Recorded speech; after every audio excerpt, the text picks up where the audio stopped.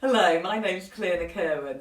I'm a professor at the University of Manchester doing breast cancer research, and I'm also a breast surgeon at Wythenshawe Hospital in South Manchester. Back in Charing Cross in London, I trained as a general surgeon, and then I subspecialised in breast surgery, and en route I did a PhD in breast cancer.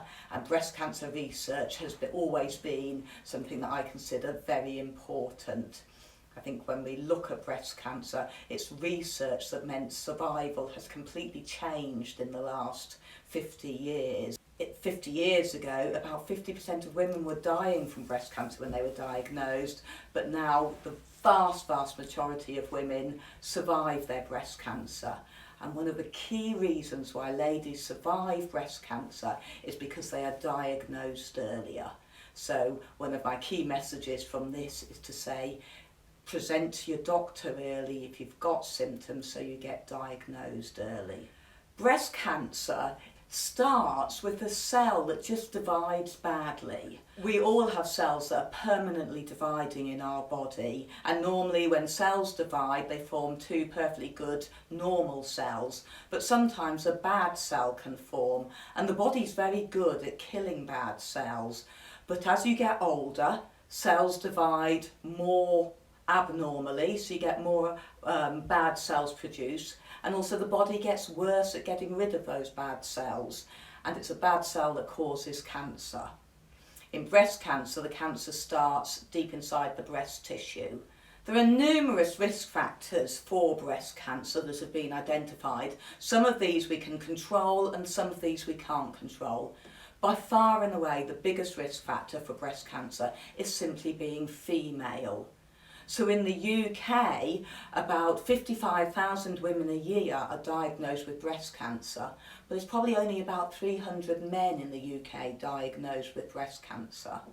The next biggest risk factor for breast cancer is increasing age, because as you get older, cells divide more abnormally and the body isn't so good at getting rid of those cells. Then other risk factors are a strong family history, or else having genes that would put you at risk of breast cancer. An example of genes that put you at risk of breast cancer are the BRCA gene, the gene that Angelina Jolie had. And if you carry a gene like the BRCA gene, then you have a very high risk of breast cancer. But some ladies have lots of abnormal genes that we call SNPs that just put you slightly at increased risk of breast cancer. But if you have lots of these SNPs, then it's almost like the perfect storm and you have a significantly higher risk of breast cancer. Other things that put you at risk of breast cancer are exposure to female hormones. So when you start your periods, you get increased exposure to estrogen, and then when you go through the menopause, your estrogen levels decline. So if you start periods at a very young age or have a late menopause, you have an increased risk of breast cancer. And in a similar way, having children or breastfeeding protects you from breast cancer. Now, risk factors that you can control that put you at risk of breast cancer are very much lifestyle risk factors. So being overweight, particularly after the menopause, significantly increases your risk of getting breast cancer. Smoking slightly increases your risk. Alcohol increases your risk, and we know that physical exercise is protective.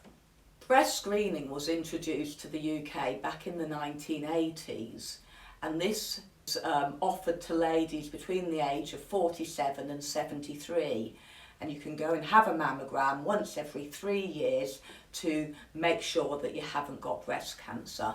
So it's really important, if you're of that age group, that you go for your screening mammogram.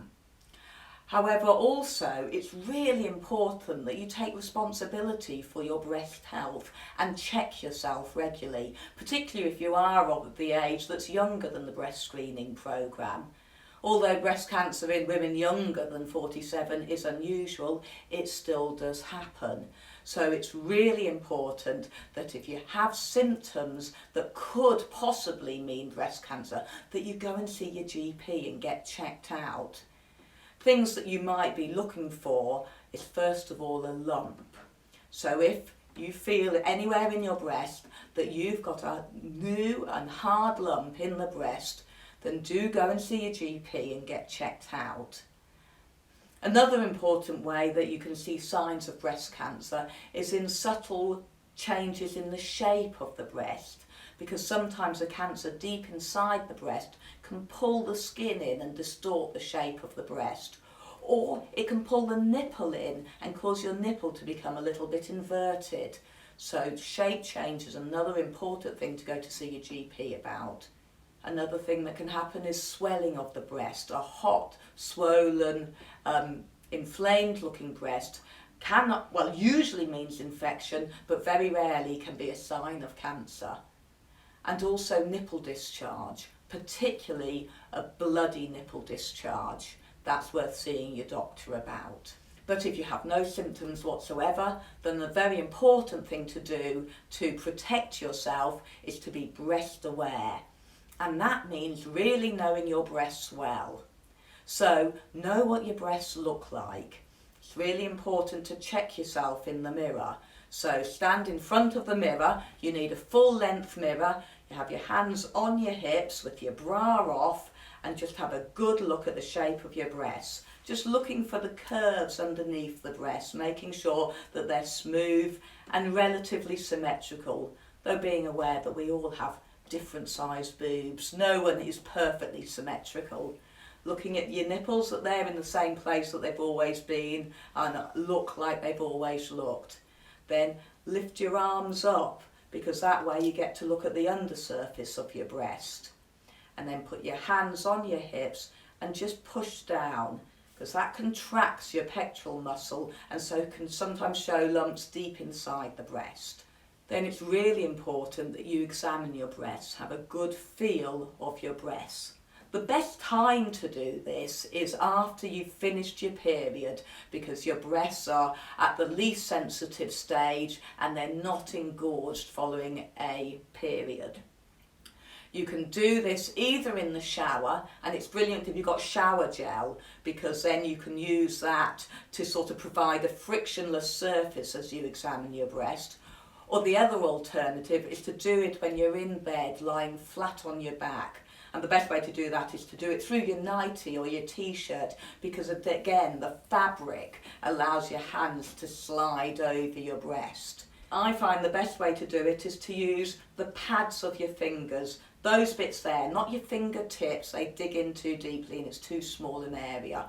You want the pads of your fingers, and you want to rub the breast over the ribs, because the ribs act as a hard back surface for the breast, and so you rub the breast tissue over the ribs and it allows you to feel for any lumps deep inside the breast. And just to make sure that you cover the whole of the breast, probably a good idea to just simply think of a clock face and work your way the whole way round the clock. The other thing to remember is that breast tissue go right the way round the side, so make sure you feel that bit, and they also go all the way up here, so examine the whole of the breast, because your breasts actually go all the way up to here. Now, if you did have any breast problems and you saw your GP, they're likely to refer you to a breast clinic. And if you go to a breast clinic, you'll be seen by a doctor, and if they have any concerns, they may organise an ultrasound scan, and depending on your age, they may well also order a mammogram, which is an x-ray of your breasts. And if that shows any abnormalities, then you may well need a biopsy. We try and do this all in one visit, but that means that sometimes if you have to go to the hospital, it can be a long morning or afternoon while all of these tests are done, and then usually you'll get the results in about a week's time. Now, as I said, I'm very interested in breast cancer research, and I work very closely with Prevent Breast Cancer, a charity based at the Nightingale Centre in South Manchester. This is the only breast cancer prevention charity in the United Kingdom dedicated purely to researching prevention of breast cancer. We have several themes of research. One is looking at drugs to prevent breast cancer. One is tackling lifestyle, knowing that improved lifestyle can not only prevent breast cancer, but if you were to get breast cancer, it very much improves your outcomes. Another key area of our research is looking at early diagnosis, because we know that if we catch cancers early, they're smaller, you need less surgery, you often can avoid chemotherapy and have much less treatment. And another main area of our research is gene research. Prevent Breast Cancer has been going for about 20 years now and has raised over £18 million.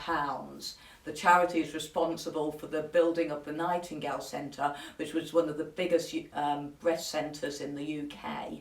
We aim to raise about £1 million a year, and this is our target for 2019-20.